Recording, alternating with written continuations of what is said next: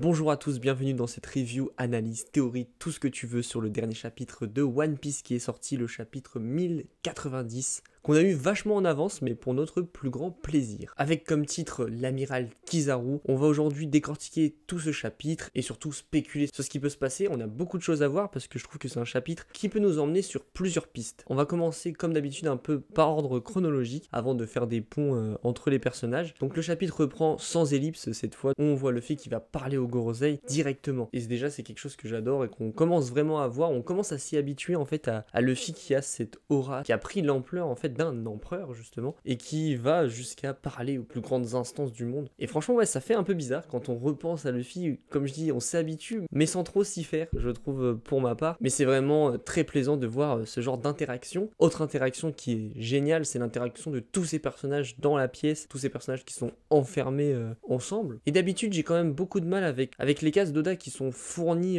comme celle-ci, beaucoup de bulles, beaucoup de personnages qui parlent, beaucoup de personnages en action, et même pendant très longtemps c'est ce genre de case qui m'est un peu perdu dans ma lecture, mais je trouve que, je sais pas si c'est moi qui commence à m'habituer ou si Oda a réussi à un peu à changer sa façon de faire. En tout cas dans ce chapitre je trouve que ça passe assez bien et même ça me fait sourire en fait, j'aime bien voir, pour ça j'ai toujours aimé voir ces petites interactions en arrière-plan, ces petites cases, on peut voir Lucci et Stussy qui interagissent entre eux, les petites têtes de chacun, surtout de Robin, qui sont vachement marrantes. Donc ouais, toutes ces interactions sont super cool à voir, et je trouve qu'elles sont bien représentées dans ces cases. J'ai évoqué Robin, mais oui, Robin est présente, Kaku et Stussy aussi. En fait, Oda voulait juste nous faire parler à la fin du dernier chapitre, c'est tout. Kaku est là, donc à terre, suite à son combat contre les Séraphins qu'on retrouve par contre enfermés dans des bulles de granit marin, en gros c'est ça. Et donc Séraphins qui se sont tous fait arrêter par l'équipage au chapeau de paille. Et on a le droit d'ailleurs à une petite case de flashback avec le Séraphin de Hancock et Snake, qui donc partagent les mêmes sentiments que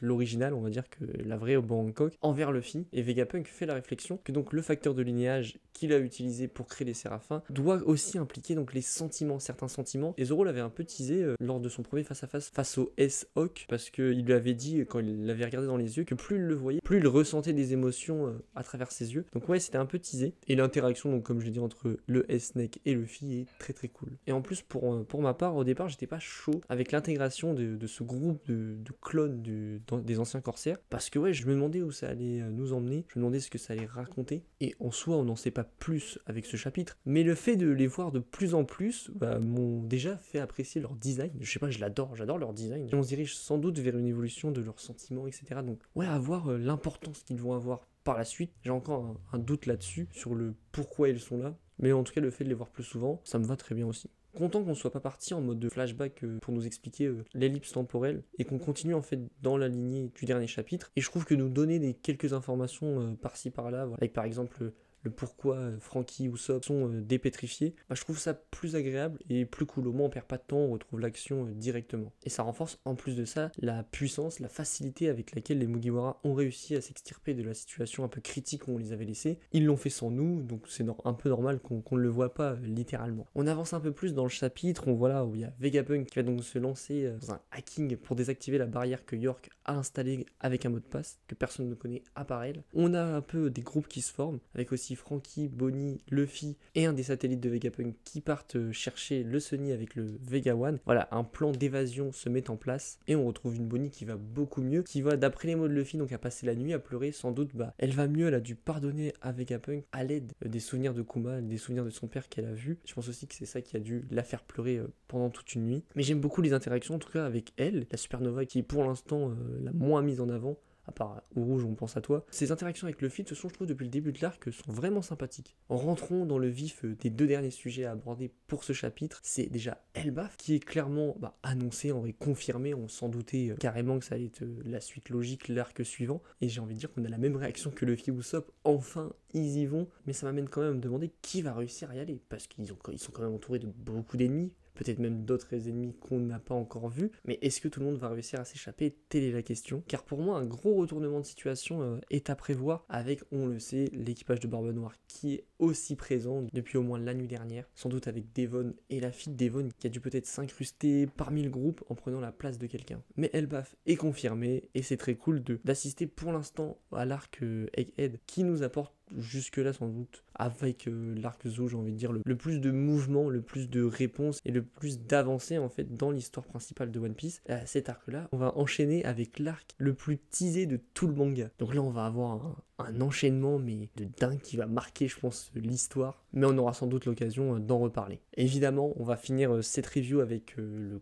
grand personnage de ce chapitre, l'amiral Kizaru, qui la semaine dernière s'était lui-même qualifié de rouage dans la machine. Ça représentait très bien sa justice paresseuse. Va quand même dire à un membre du Gorosei qu'il a des principes, qu'il a des valeurs qu'il doit respecter, et c'est pour cela qu'il va pas forcément attaquer un de ses amis qui est sur place et qui est dans le camp adverse, ce qui ne l'empêchera pas de le faire après, mais on va y revenir. Je pense qu'il a vraiment un plan derrière la tête, et que attaquer Sentomaru avec ce coup de pied, ça veut pas forcément dire qu'il va le combattre directement par la suite. Mais dans tout ça, je sens que Oda va foutre un véritable bordel dans les échelles de puissance de son manga. Déjà qu'elles sont vraiment pas simples à gérer, et après, en vrai, les débats de puissance, moi par exemple je fais une série de vidéos sur une série de puissance classe les personnages de One Piece, mais bon on fait surtout ça pour le kiff, c'est pas forcément factuel à 100%, mais je sens vraiment que là il va encore plus foutre le bordel, avec le personnage de Kizaru, un peu à la manière qu'il l'a fait avec Garp sur la ruche, où d'un coup on va se dire attends mais ces personnages là ils ont le niveau d'un empereur, alors pourquoi ils ont pas bougé avant? Ça va nous perdre totalement dans ce débat amiraux, empereur, et ça se trouve je me trompe, mais je sens vraiment que ça va vers là,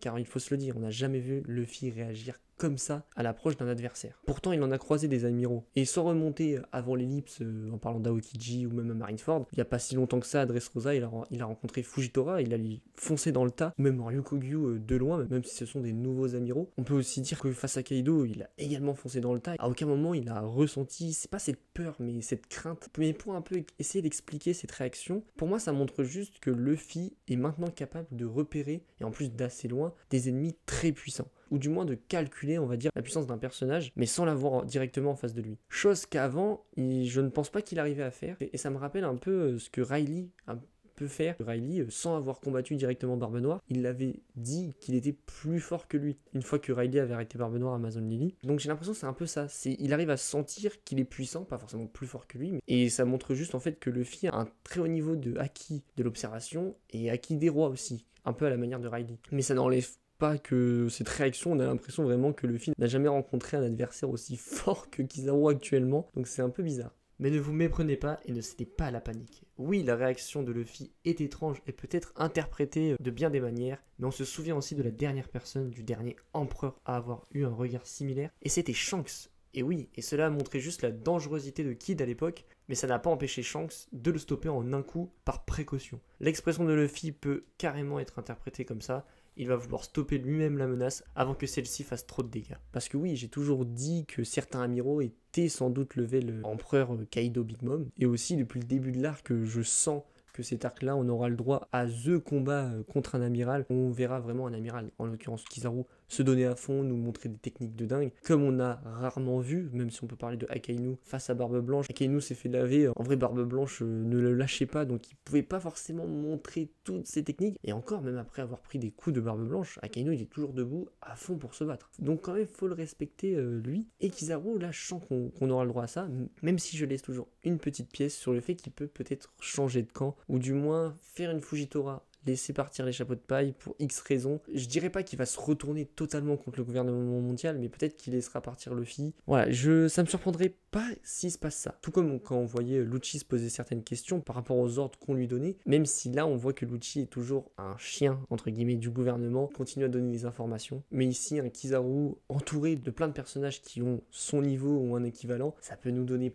plein de combats. Il y a beaucoup de candidats pour cet affrontement. Luffy est quand même en première position, même si vraiment pour moi Luffy est au-dessus d'un amiral, à l'heure d'aujourd'hui en tout cas. Mais l'argument qui va aussi dans ce sens, c'est que Luffy a eu sa revanche contre un pacifistas au tout début, après l'ellipse, directement le premier coup qu'il redonne après l'ellipse. Donc peut-être que là, en mémoire de Sabaody, de son échec à Sabaody, il va affronter, à part les pacifistas, Kuma, bon, on a appris que c'était un allié, c'est Kizaru qui les avait tous calmés. Donc peut-être qu'il aura sa revanche contre lui aujourd'hui. Ce combat, en tout cas, risque d'arriver très très vite, peut-être même dès le prochain chapitre, parce qu'on voit, alors je sais pas si c'est pour accentuer la réaction de Luffy, intensifier sa réaction, mais on a l'impression qu'il y a comme des petites lumières à côté de lui sur la dernière case, et même un son qui s'en dégage, et ça rappelle vraiment la manière de se déplacer de Kizaru. Donc peut-être que comme je l'ai dit, il a juste donné un petit coup à Sentomaru, mais il est parti directement stopper Luffy, peut-être même attaquer le Sunny pour les empêcher de fuir. Et en tout cas, il a un plan derrière la tête avec l'aide des informations que Lucci leur a données. Et cette fin d'arc risque de nous offrir beaucoup de surprises. Plein de possibilités s'offrent à nous. On va conclure comme cette review. On va avoir le droit à 2 semaines de repos. Et sur ce, je n'ai plus qu'à te dire merci d'avoir regardé cette vidéo. N'hésite pas à t'abonner, à liker et on se retrouve